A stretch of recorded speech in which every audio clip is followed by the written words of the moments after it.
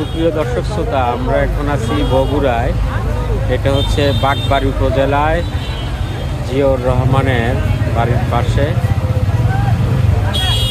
এখানে ট্রেডিশনাল অনেক ফুড আমরা দেখতেছি।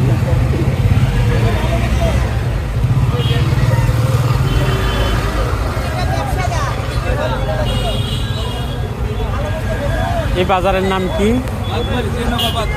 হ্যাঁ, জিয়ানগর বাগবাড়ি না? এই রুটিগুলোর নাম কি এগুলি? কত করে? 100 টাকা কেজি।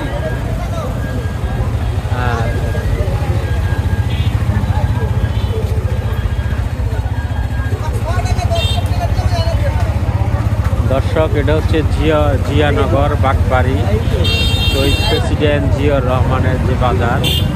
এখানে ট্রেডিশনাল অনেক কিছুই পাওয়া যায়।